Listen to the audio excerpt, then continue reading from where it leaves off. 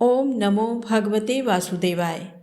आप सभी का हमारे YouTube चैनल पर हार्दिक स्वागत है। आज सुने आमल की एकादशी व्रत की महात्म कथा और पूजा विधि।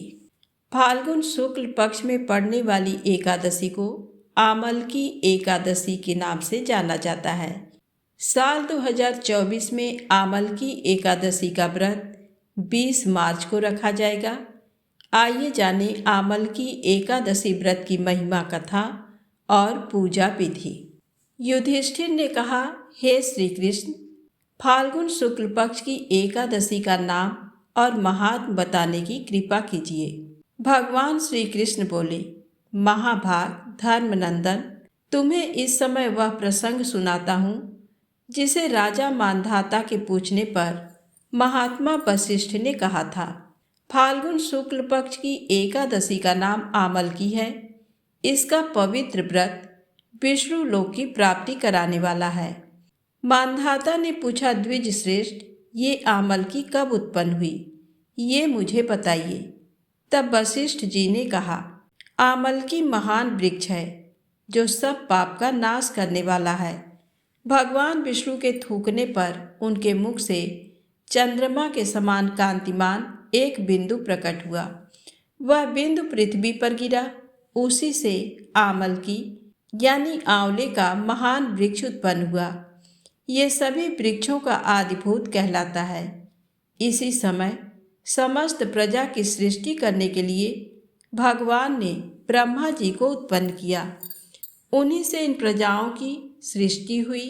देवता, दानव, गंधर्व, यक्ष, राक्षस, नाग तथा निर्मल अंतःकरण वाले महर्षियों को ब्रह्मा जी ने जन्म दिया। उनमें से देवता और ऋषि उस स्थान पर आए जहाँ विष्णु प्रिया आमलकी का वृक्ष था। महाभाग, उसे देखकर देवताओं को बड़ा विस्मय हुआ।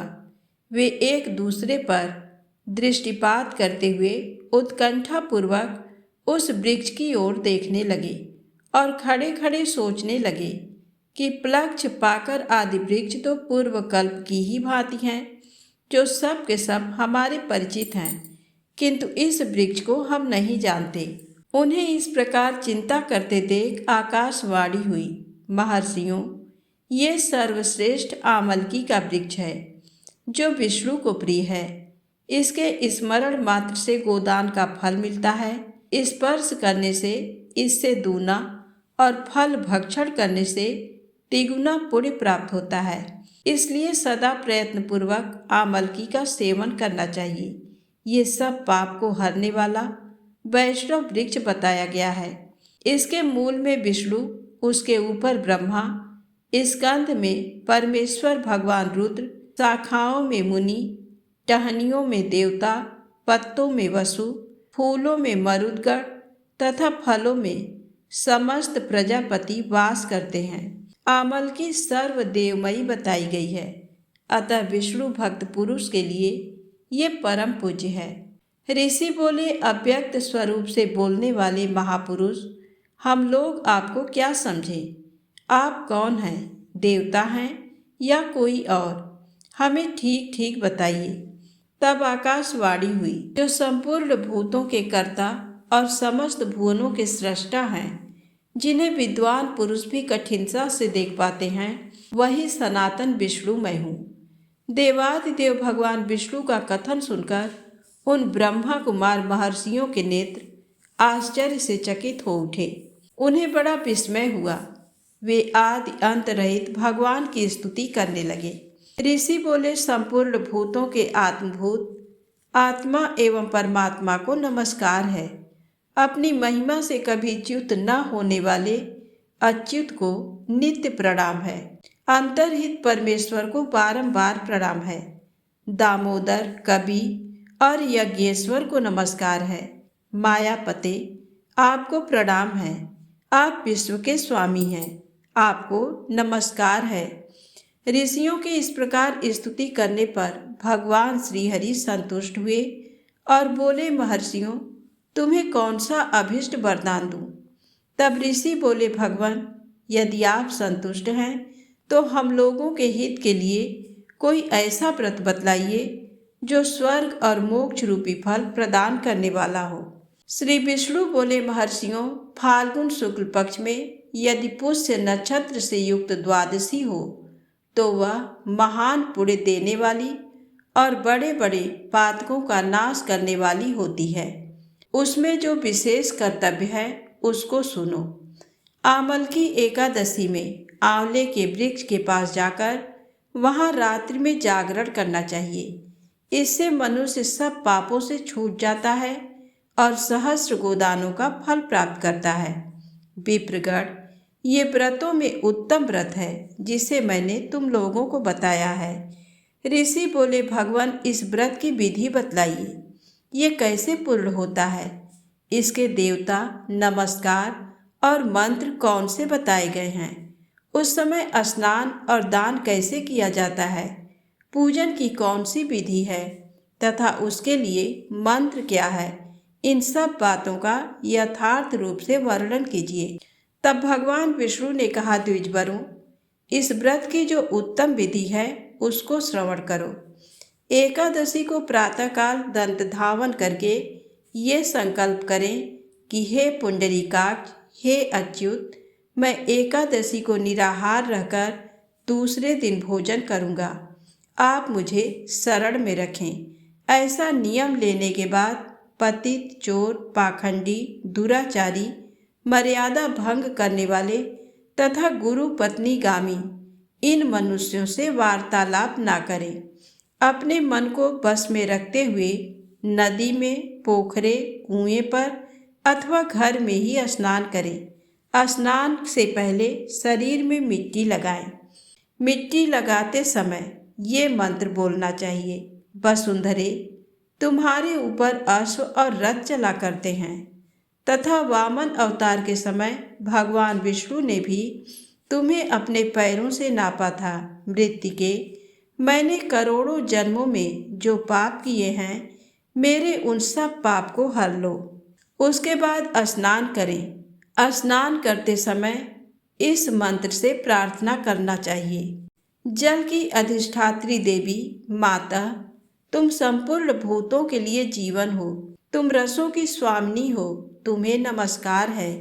आज मैं संपूर्ण तीर्थों, कुंडों, झरनों, नदियों और देव संबंधी सरोवरों में स्नान कर चुका।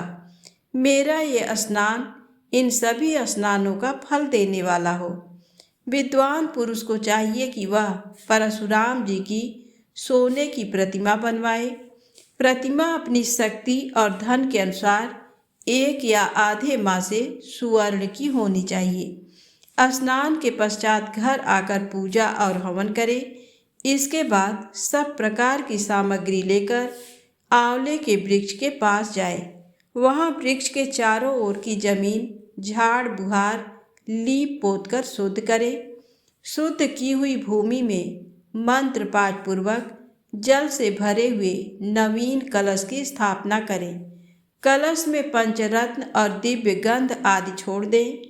श्वेत चंदन से उसको चर्चित करें। कंठ में फूल की माला पहनाएं। सब प्रकार के धूप की सुगंध फैलाएं। जलते हुए दीपक की श्रेणी सजा कर रखें। तात्पर्य ये है कि सब ओर से सुंदर एवं मनोहर दृश्य उपस्थित करें।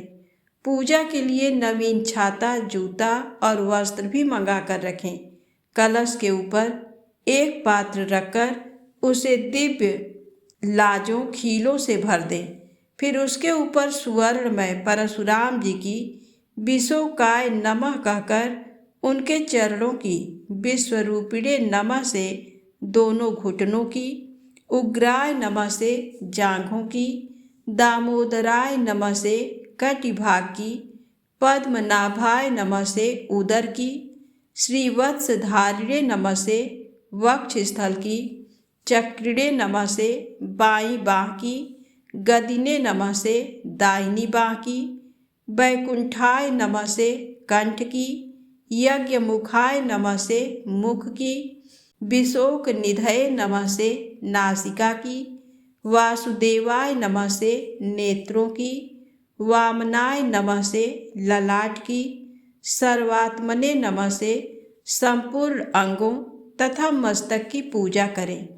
यही पूजा के मंत्र हैं। इसके बाद भक्ति युक्त चित्त से शुद्ध फल के द्वारा देवाधिदेव परशुराम जी को अर्घ्य प्रदान करें। अर्घ्य का मंत्र इस प्रकार है।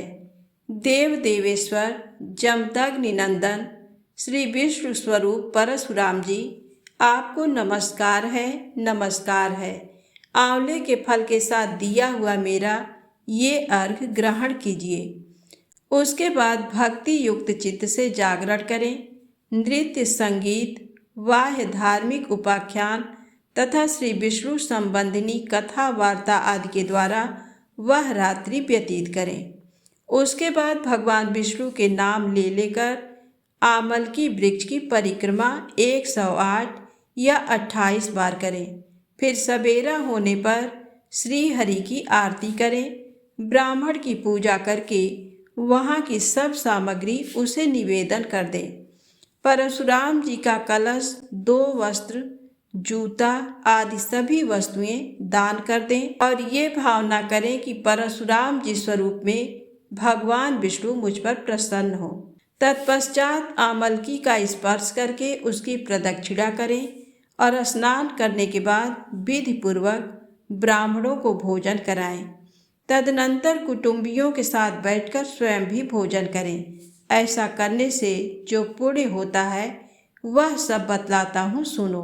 संपूर्ण तीर्थों के सेवन से जो पुण्य प्राप्त होता है तथा सब प्रकार के दान देने से जो फल मिलता है वह सब इस विधि के पालन से सुलभ होता है।